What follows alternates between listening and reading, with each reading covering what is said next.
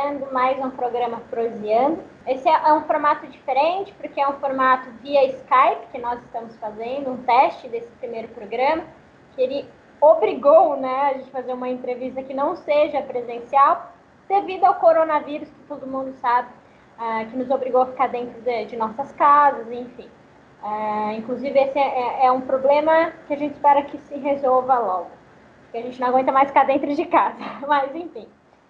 Hoje nós estamos recebendo o Luiz, né, o Luiz Guilherme Amaral, ele que vai falar um pouquinho de um projeto de podcast dele, que se chama Filosofia Caipira. Bom, Luiz, seja bem-vindo ao nosso programa Proseando. Obrigado pelo convite. E parabéns pela iniciativa também, acho que o programa é muito legal. Legal. Luiz, primeiro, antes da gente começar falando um pouco mais do conteúdo desse primeiro episódio, que foi, por enquanto, é o primeiro que está disponível, né? Fala um pouquinho desse projeto. Por que é Filosofia Caipira? Por que a escolha desse nome? Bom, primeiro que Filosofia Caipira, como nós somos caipiras, né? Porque a gente é do interior de São Paulo, então a gente sempre teve uma facilidade grande de conversar com todo mundo, de conversar com as pessoas. Então a ideia de Filosofia Caipira é exatamente poder trazer a filosofia para uma conversa mais do cotidiano, né? Tirar a filosofia de lá da universidade, né? Das pessoas, né, super estudadas e tal, e vamos colocar a filosofia no dia a dia, né? Agora, primeiro é caipira por isso, e segundo também porque nós somos caipiras, né? O meu sotaque é caipira, meu sotaque é do interior de São Paulo, então não faz sentido eu ter nascido em Sorocaba, crescido em Mairink, aí ter morado mais em Sorocaba por mais não sei quantos anos, 12, 13 anos, e falar com sotaque da capital, não faz o menor sentido, né? Então, somos caipiras com muito orgulho. Com certeza. Eu achei legal essa forma de você valorizar o sotaque, porque além dessa trilha que eu acho que a partir do momento que você ouve uma trilha gostosa, uma produção gostosa, você se identifica mais com aquele conteúdo. Então, quando eu dei play, eu falei, não acredito, só faltam umas galinhas ali, né? Mas eu gostei, achei bem interessante o podcast, achei, vamos dizer, é uma identidade cultural muito interessante, assim. Só pelo fato de você colocar uma trilha diferente, a maneira que você fala com as pessoas no podcast, por ser um assunto que... Filosofia é um assunto bem interessante, mas você colocar teorias de pensadores, então nem todo mundo se identifica ou sabe. Então achei muito interessante a maneira que você colocou o conteúdo nesse podcast. Achei uma maneira muito mais simples de você compreender, de você querer entender mais sobre esse assunto, né? Então, quando você termina ele, você se questiona sobre o assunto. Então, achei interessante isso. Mas antes da gente entrar nesse conteúdo, quanto tempo levou para você criar esse primeiro roteiro? Quantos episódios a mais serão realizados? E qual vai ser a maneira de você, como podemos dizer, maneira de divulgação desse podcast? Tá, o podcast ele surge da junção de várias coisas que estão acontecendo. Então, assim, a primeira coisa é que eu faço licenciatura em filosofia pela Unip, né? Então, estudar filosofia é uma coisa que ajuda muito na minha pesquisa, né? Porque eu pesquiso comunicação religiosa e compreender a história da filosofia, como a filosofia pensa a religião. Então acaba se tornando uma coisa muito importante assim para a minha pesquisa acadêmica, né?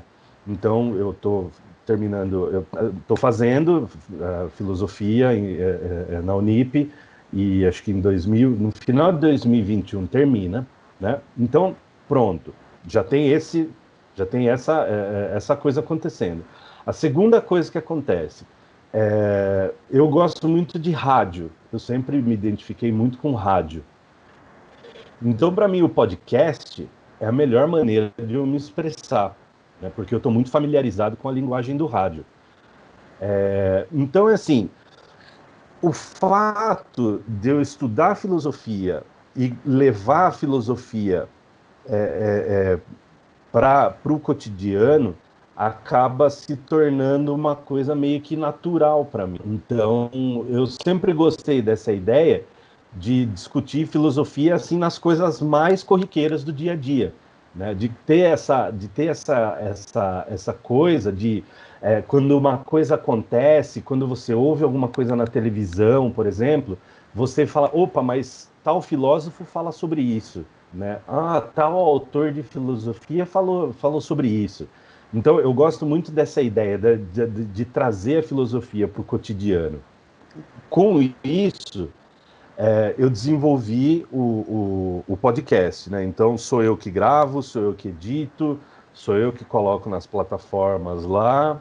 Eu não, né? Tem o serviço lá, o Serviço de streaming. Anchor.fm, tem o serviço lá que faz tudo automaticamente, então já é uma facilidade.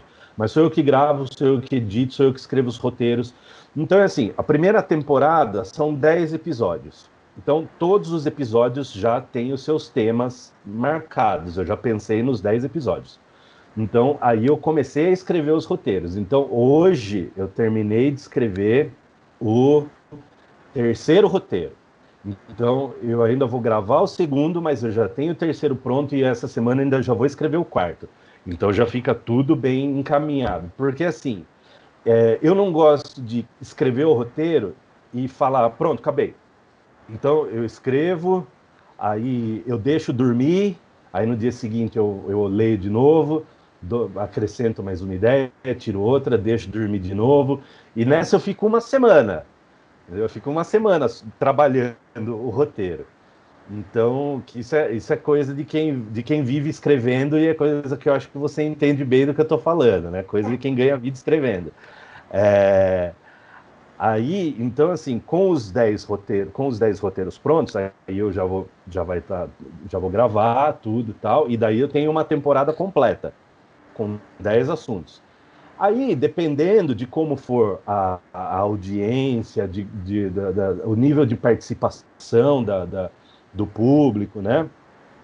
Então, daí para a segunda temporada, eu gostaria de fazer mais 10 episódios com temas só sugeridos pelas pessoas que ouvem, né? Porque até mesmo para mim vai chegar uma hora que eu vou falar, bom, não tem mais o que falar, né? Então é muito legal que as pessoas participem comigo, porque elas podem trazer sugestões, ideias, tal. Ah, é, eu pensei em tal coisa sobre a minha vida, por exemplo. Será que algum filósofo já pensou isso? Pô, legal, vamos pesquisar, vamos fazer um episódio sobre esse assunto. Mas falando um pouco de conteúdo desse primeiro episódio em específico, você define o conceito de arte em três, né? Que é imitação, expressão e formal. Eu gostaria que você, se você puder, claro, me dissesse a diferença entre esses três tipos. Uhum. Tá, esses três tipos que estão citados no podcast, que na verdade essa ideia não é minha, né? Essa ideia é de um pesquisador chamado Adilson Kozlovski. Isso daí está dentro de um artigo que eu ensino para os meus alunos lá na Exanc. Essa ideia, esses três níveis que o Kozlovski fala, na verdade, eles estão inseridos dentro de uma categoria maior. Então, assim, você tem basicamente dois tipos de arte. Você tem uma arte que é útil, ou seja, uma arte, um design que vai servir para alguma coisa, como, por exemplo, a geladeira, a máquina de lavar, o computador. Isso é um objeto de design que tem uma função. Agora, você tem também o objeto de arte, que daí se considera como arte fina.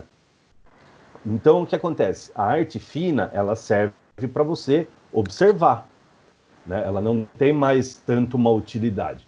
Então, Vamos pegar, por exemplo, uma colher do século XVII, por exemplo.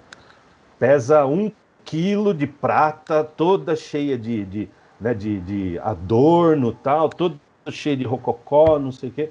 Beleza. Só que aquilo é uma colher, aquilo tem uma função útil. A função de uma colher é levar comida à boca. Agora, quando você tira essa colher da casa da pessoa, do castelo do rei, e coloca numa galeria de arte, aí já não é mais arte útil, aí já é arte fina. Aí todo mundo vai querer observar. Aí a gente vai entrar em outros estágios, né, da nossa relação com a arte, porque daí a gente vai observar, a gente vai começar a ter ideias sobre aquilo, aquela peça vai começar a suscitar sentimentos em nós, né? A gente vai começar a meio que trocar, né, um tipo de sentimento com aquele objeto. Então, eu acho que é bacana pensar nessa ideia do Kozlovski de uma forma que ele não fecha exatamente o que é arte. Então, ele não é aquele caso da gente ficar. Tudo que a gente encontra, tudo que a gente encontra de música, de pintura, de escultura, de, sei lá, culinária, maquiagem, tudo. Isso é arte, isso não é arte, isso é arte, isso não é arte. Eu acho que não é esse o caminho, né? Então, assim, o artigo do Kozlovski, ele consegue deixar isso bem claro de que a arte não é uma coisa tão fácil de ser definida. Às vezes a arte, ela é relacionada por muitos como próxima ao erudito. Existe mesmo essa relação? Como é que a gente pode aproximar a arte de pessoas que não estão ligadas ao erudito? É, assim, você tem duas ideias que são centrais na discussão.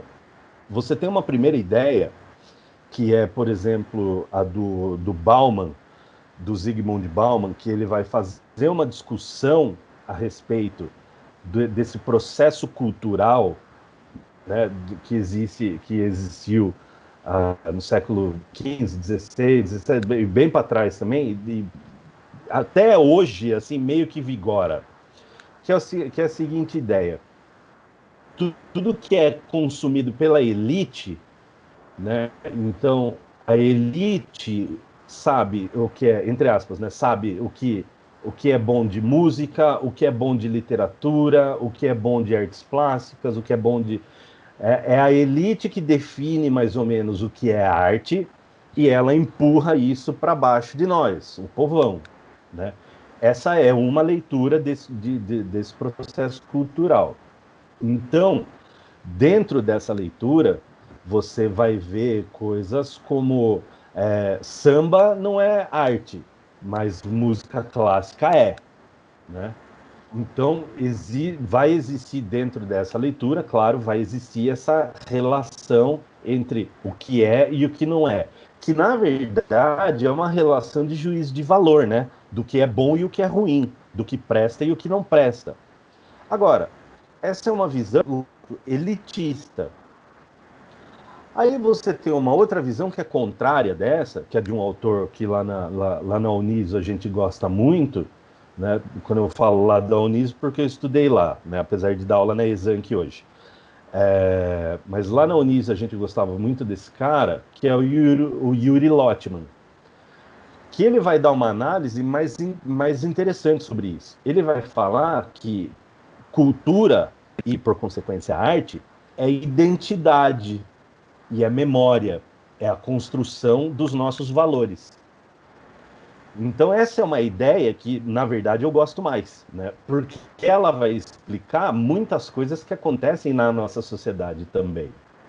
Então Por ela exemplo, explica a ideia de que cultura é memória, a ideia de que cultura é memória vai nos fazer entender, por exemplo, por que que hoje o sambódromo tem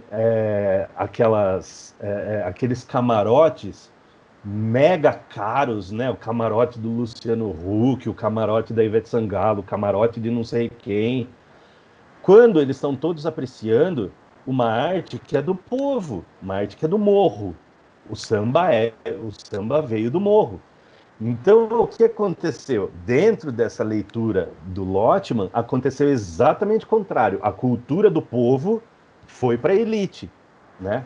Então, quando você tem... Então, essa inversão de papéis que era a discussão, e até mesmo a crítica do que do que o Bauman fazia, você vê, na verdade, que ao longo da história, as duas coisas acontecem. Primeiro aconteceu essa coisa da elite empurrar tudo para baixo, e depois aconteceu a coisa da arte do povo ir para cima, né? Então, a filosofia é legal por causa disso, porque ela nos ajuda a entender como que essas coisas acontecem. No contexto geral, nós podemos dizer, então, que a arte é cultura? Sim, a arte é cultura. A arte é cultura.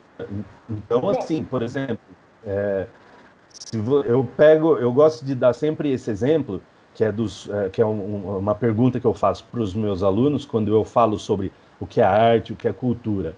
Que eu sempre faço essa pergunta: funk carioca é cultura? Tem gente que fala que sim, tem gente que fala que não. E daí, com esse raciocínio que eu te expliquei, eu vou provando por A mais B que sim, funk é cultura, samba é cultura, pagode é cultura, rock and roll é cultura, blues é cultura, jazz é cultura, absolutamente tudo é cultura. Porque tudo tem a ver com a identidade e a memória de quem produz aquilo. Então, sim, tudo é arte. Entendi. Então, quando você diz que a arte é cultura e cultura é identidade e memória também, por exemplo, vamos dizer, nós vamos, já que você falou do funk, nós vamos para uma periferia, onde o funk traduz muito disso, o que as pessoas vivem, tudo mais é uma forma de manifesto.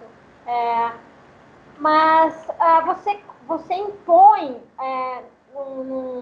num determinado grupo, não precisa ser periférico, mas qualquer grupo, alguma atividade, por exemplo, que não tenha nada a ver com a identidade desse povo. Então, vai deixar de ser arte ou vai continuar sendo arte, mesmo que esse determinado grupo não identifique isso como uma identidade própria dele. Não sei se você entendeu. É muito legal. Não, eu entendi. É muito legal essa pergunta, porque ela reflete uma coisa, por exemplo, é, o filho de pai rico que mora num condomínio super caro e ouve funk. Ele não Sim. está inserido no contexto do funk. Ele não mora na periferia, ele mora num condomínio super caro. Mas como é que esse cara se identifica com esse som? Como é que ele se identifica com essa música, mesmo não fazendo parte daquele ambiente? Né? Eles vivem em mundos diferentes, mas como ele consegue? Bom, ele consegue simplesmente porque ele entende que aquilo é uma expressão artística, que aquilo é arte, né? Então é assim, existe uma diferença, Ana, entre a arte ser boa e ruim e a arte ser arte. Porque se eu falo que uma coisa não é arte porque eu não gosto, eu estou usando o meu juízo de valor. Então, dentro do que eu explico no podcast, essa ideia ela está equivocada. Uma coisa, que eu não goste dela, ela continua sendo arte. Porque senão a gente cai exatamente no que sempre acontece. Por exemplo, quando você vai numa galeria, num museu, você sempre ouve um cara falar: ah, isso daí não é arte, eu consigo fazer isso. Ué, mas então por que não fez, né? Por que não fez? Então existe esse conceito de que a arte ela está diretamente atrelada à boa sensação, ao que te traz boas sensações, né? Então, e quando uma coisa te traz desconforto, te ameaça de alguma forma, aí você acaba não considerando como arte, porque você associa coisa boa, me deixa feliz, é arte. Coisa ruim, me deixa triste, não é arte. Então essa é uma associação muito básica, né? Mas, por exemplo, quando você se associa a um quadro, por exemplo, um quadro, ele tem lá uma paisagem linda de um campo, de uma casa de fundo, aí você associa com um tempo infeliz, por exemplo, que você teve na sua vida, ou uma memória triste de alguém que já se foi, quando, por exemplo, nós íamos na casa dos nossos avós, no sítio, andávamos descalços, é uma memória triste, é uma memória que traz uma sensação de tristeza, enfim. Mas não vai deixar de ser arte, correto? Por trazer uma sensação. Exatamente. O fato do objeto de arte te trazer uma sensação, seja ela boa, ruim, angustiante, saudosista, não interessa qual seja essa sensação que traz, mas traz a sensação. E isso que é o importante, né? Então, você conseguir se comunicar com o objeto de arte, ou seja, você conseguir ter essa experiência estética com o objeto de arte, de você ver uma coisa, você vê um quadro e ele te traz tantas sensações, tanta lembrança, ele te faz lembrar de coisas da tua vida. Eu acho que se a gente pudesse definir a arte assim de uma forma categórica, eu acho que seria isso, assim, essa troca de sensações entre o objeto que você está vendo e o que você sente. E além desse objeto, você também disse dessa concepção de belo. A arte está relacionada ao belo também, mas Sim, existe uma outra forma de você identificar a arte como bela que não seja só belo de beleza física ou de beleza de um objeto muito bonito. é, assim, existem duas definições de belo, né? Pelo menos as duas que eu conheço. A primeira definição é a definição dos gregos, né? Então, para os filósofos gregos, Sócrates, Platão e Aristóteles, belo não tinha a ver com beleza, com a beleza física. Belo era um adjetivo para outras coisas, como coragem, honestidade, força, esse tipo de coisa. Então, é assim, por exemplo, as pessoas que eram escolhidas para serem soldados gregos, eles eram belos, mas não belos porque eram todos bonitos, tal, sarados e não sei. Eles eram belos por quê? Porque eles eram justos, porque eles eram bons, porque eles eram honestos. Era esse tipo de beleza que o Platão falava, esse tipo de belo que o Platão falava. Agora, quando você avança no tempo, aí você começa a ter uma outra concepção do que é belo. O belo ele vai se tornar realmente uma coisa de imagem mesmo, uma coisa imagética. Então, uma pessoa bela é uma pessoa com traços simétricos, é uma pessoa. Claro que a beleza também ela varia de acordo com o tempo, né? Mas hoje, pensando hoje, então, quem é a pessoa bela? A pessoa bela é a que tem o nariz fininho, é a que tem o rosto mais quadrado, é a que é magra, O padrão da tal. sociedade. Exatamente, o padrão da sociedade. Então, hoje a gente tem uma outra definição do que é belo, mas não só belo das pessoas, belo de todas as coisas. Então, assim, uma paisagem pode ser bela, uma casa pode ser bela, tudo pode ser belo. Por quê? Porque a gente sempre associa o belo com o prazer, a gente sempre associa o belo com algo bem feito, o belo como algo divino, ao passo que uma coisa que não é bela, uma coisa que incomoda, a gente fala que é o quê? Que não é arte, que é uma coisa rasteira, que é uma coisa do demônio. A gente sempre faz essas associações, né? Então, assim, o conceito de belo ele é importante por causa disso, porque se a gente entende o que é belo, a gente começa a guardar um pouquinho o nosso juízo de valor quando a gente vai falar se alguma coisa é arte ou não, entendeu? Porque agora a gente já sabe que tudo é arte. como é que você relaciona esse conceito de belo com estética?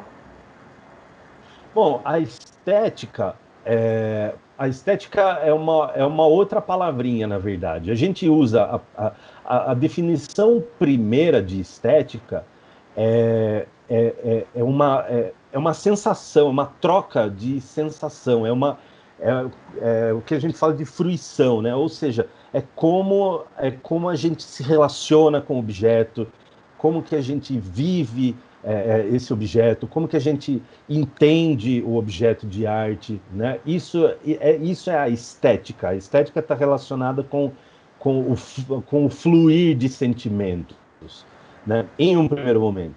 Legal. Bom, Luiz, obrigada pela sua participação.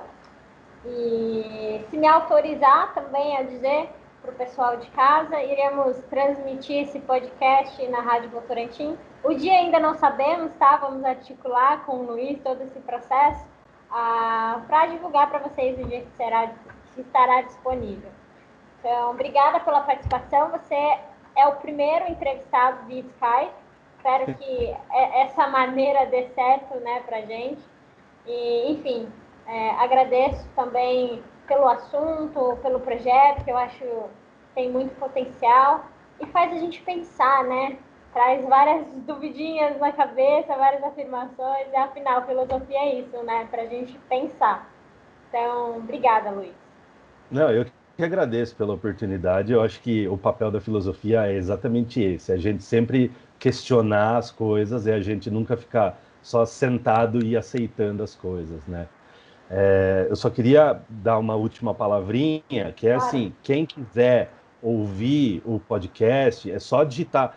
Está em várias plataformas, né? No Spotify, na Apple, no Google, está em várias plataformas, então é só digitar Filosofia Caipira e podcast. Filosofia Caipira Podcast. Já vai aparecer em várias plataformas. Se quiser mandar e-mail com sugestão, com dúvida, pode mandar e-mail para filosofiacaipira@gmail.com. Se quiser apoiar o projeto com uma graninha mensal para a gente poder manter o projeto num alto nível, pode entrar no catarse.me/filosofia caipira. A partir de R$ 10 as pessoas podem contribuir e elas sempre vão ser lembradas em todos os episódios. A gente vai falar o nome das pessoas que contribuem.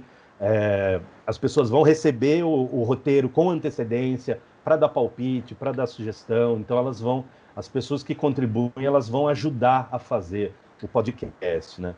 E no mais, vamos falar de filosofia, que é sempre bom. Obrigado, viu, Ana? Obrigada a você. É isso aí, gente. Esse foi mais um programa Prosiano e a gente se vê na próxima semana. Até mais.